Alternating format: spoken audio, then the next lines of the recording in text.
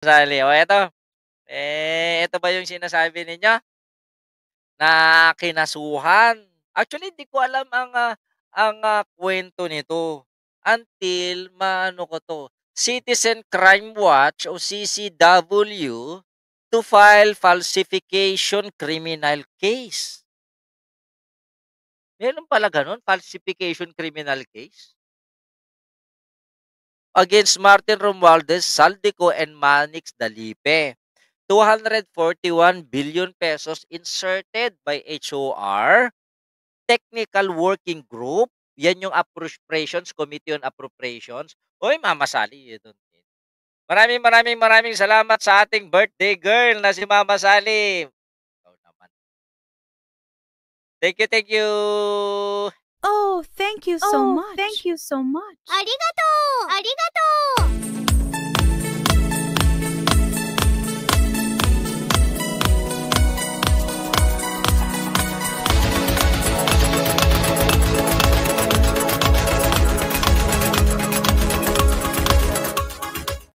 Ang pinagtataka ko rito yung thank you ulit Mama Sally, ang pinagtataka ko dito yung mga 241 billion pesos inserted by HOR Technical Working Group that surfaced in the enrolled bill. Enrolled bill to GAA of GAA, that means that is a BICAM report, di ba? Okay. Kasi ginagamit nila, lagi nilang ginagamit yung GAA, which is wrong. Other Jandos to also be implicated in the criminal case. If there is an amount inserted in the BICAM report, bakit pumayag ang Senado?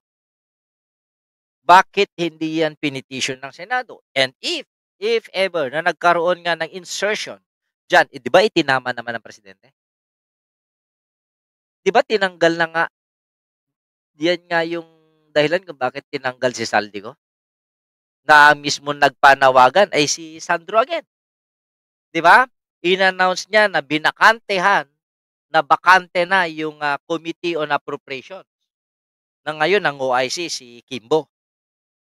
So, I think kung nagkaroon man ng problema sa insertion, there's no other, walang ibang mag-aayos niyan o magtatama niyan kundi ang House of Representatives.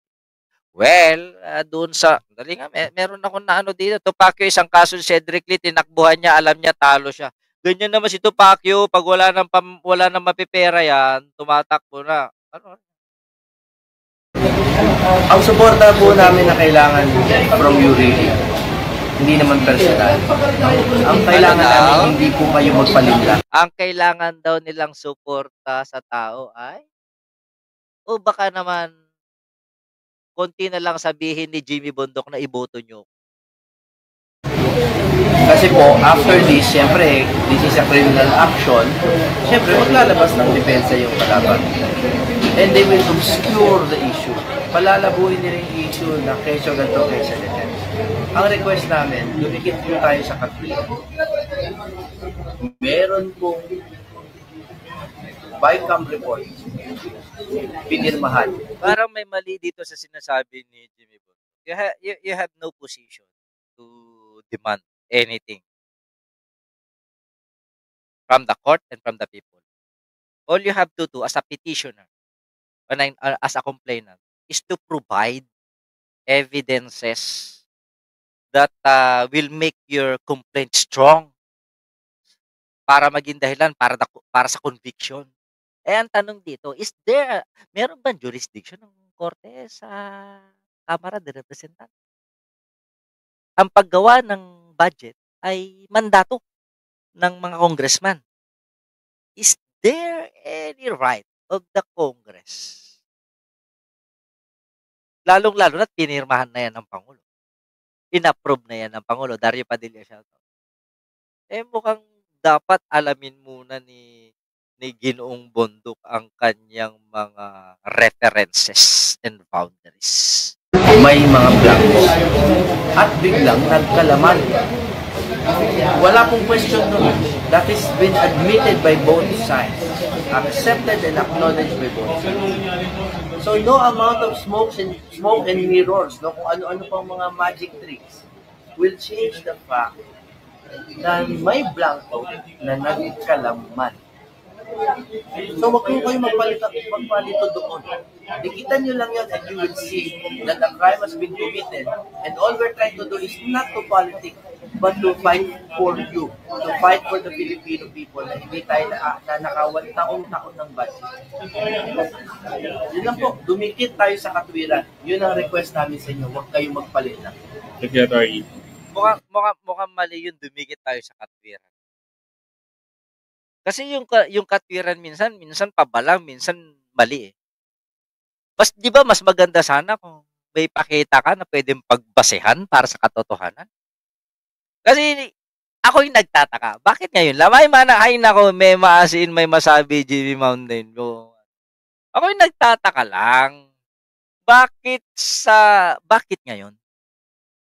Just right after the impeachment of Sara Duterte in the Congress, biglang sunod-sunod yung mga biradang ito kung mapapansin nyo as early as January, pumutok na yung kaso na yan Natanggal na nga si Saldico, ulitin ko ulit.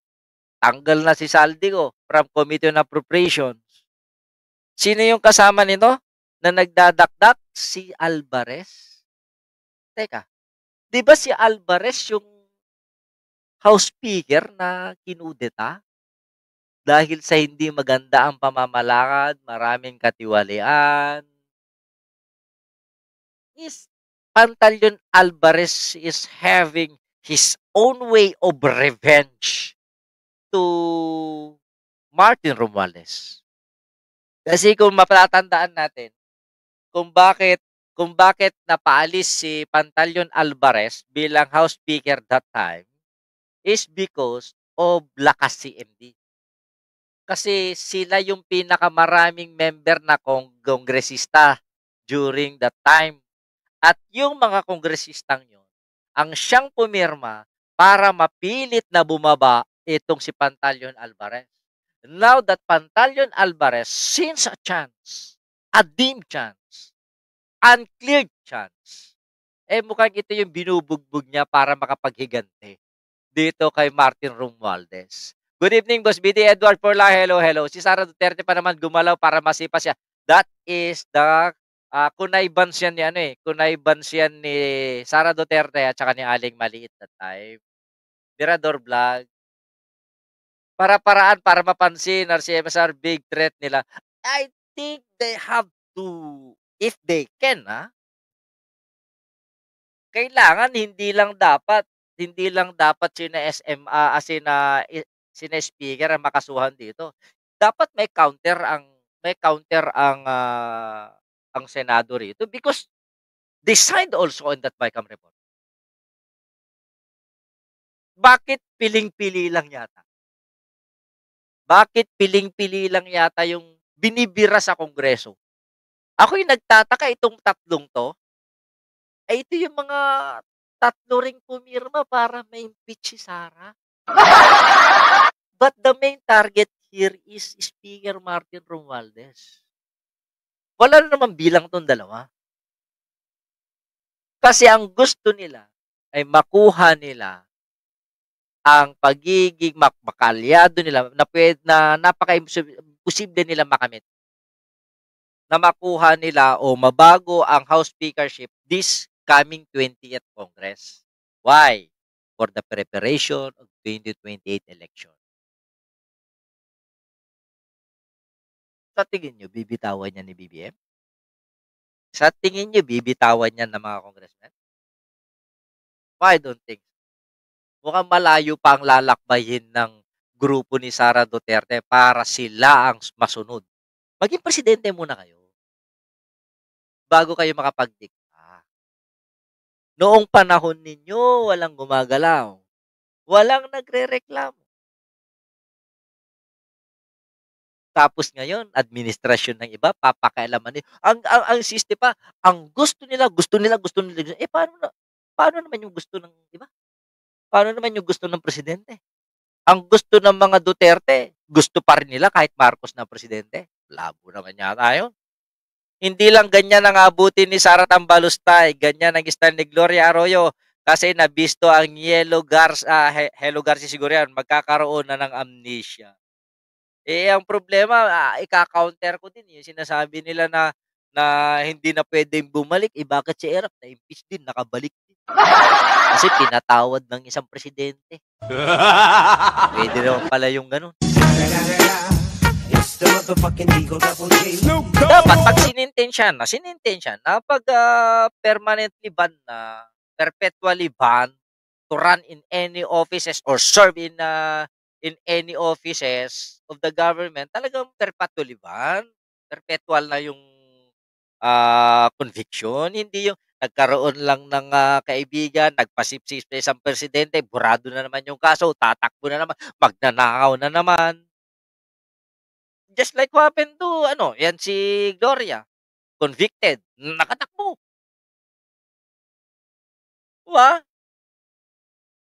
Dapat marami-rami yung dapat nating baguhin sa ating saligang batas. O dito na tayo, game na kayo.